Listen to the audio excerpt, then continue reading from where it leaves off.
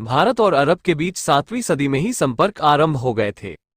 लेकिन राजनीतिक संबंध 712 में सिंध पर आक्रमण के दौरान स्थापित हुआ। भारत में अरबों के आगमन का राजनीतिक दृष्टि से उतना महत्व नहीं है जितना अन्य पक्षों का है। अरब आक्रमणकारी भारत में उस प्रकार का साम्राज्य नहीं बना पाए जैसा कि उन्होंने एशिया, अफ्रीका और यूरोप के विभिन्न भागों में बनाया था। यहाँ तक कि सिंध में भी उनकी शक्ति अधिक दिनों तक नहीं बनी रही।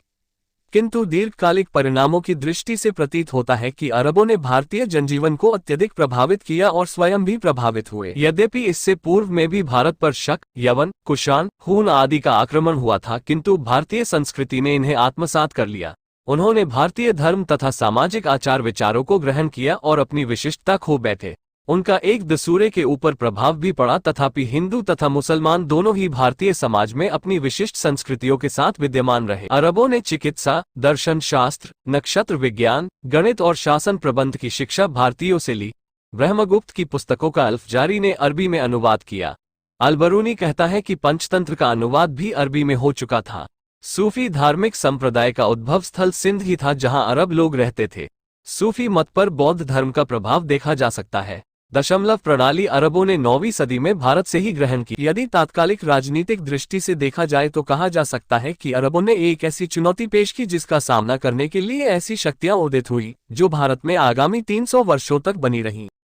गुर्जर प्रतिहार, राष्ट्रकूट, चालुक्यों की प्रतिष्ठा की स्थापना उनके द्वारा अरबों का विरोध करने के कारण। अरबों का दीर्घकालिक महत्व ये था कि उन्होंने भारत में धर्म की स्थापना न करके धार्मिक सहिष्णुता का प्रदर्शन किया, हालांकि जजिया कर लिया जाता था। अरबों का भारत आगमन का आर्थिक महत्व व्यापार के क्षेत्र में देखा जा सकता है।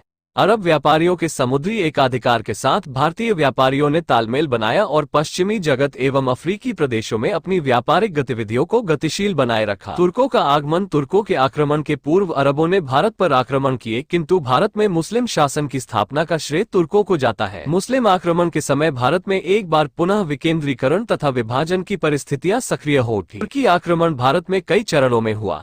प्रथम चरण का आक्रमण 1000 से 1027 ईशून्य के बीच गजनी के शासक महमूद द्वारा किया गया। इसके पूर्व सुम्बुतगीन, महमूद के पिता, की लड़ाई हिंदू शाही शासकों के साथ हुई थी, किंतु उसका क्षेत्र सीमित था। भारत के गुजरात क्षेत्र तक महमूद ने अपना शासन स्थापित किया, लेकिन उत्तरी भारत के शेष क्षेत्र अभी तुर्क प्रभाव से बाहर थे। अंतर में गौर के शासक शिहाबुद्दीन मोहम्मद ने पुनः भारत में सैनिक अभियान किए। 1275 से 1206 ईशून्य के बीच उसने और उसके दो प्रमुख सेनापतियों ऐबक और बख्तियार खिलजी ने गुजरात, पंजाब से लेकर बंगाल तक के क्षेत्र को जीतकर सत्ता स्थापित की। 1206 ईशून्य में गोरी की मृत्यु के पश्चात तुर्क साम्राज्य कई हिस्सों में बंट गया और आगे चलकर भारत में दिल्ली सल्तनत नाम से तुर्क साम्राज्य स्थापित हुआ।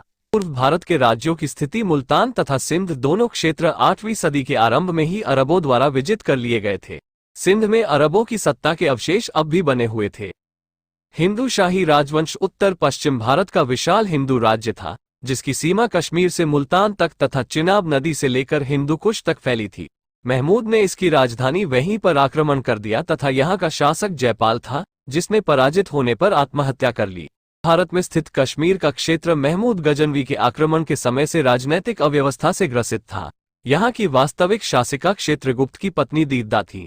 राज्यों के अतिरिक्त मुस्लिम आक्रमण के समय उत्तरी भारत में अनेकों छोटे छोटे राज्यों का अस्तित्व था। आक्रमण के समय भारत छोटे छोटे सैकड़ों राज्यों में विभक्त था, जैसे सिंध, मुल्तान, पंजाब, दिल्ली, उत्तर प्रदेश, बंगाल आदि। इस समय बाह्य देशों के साथ कोई विशेष संबंध नहीं था।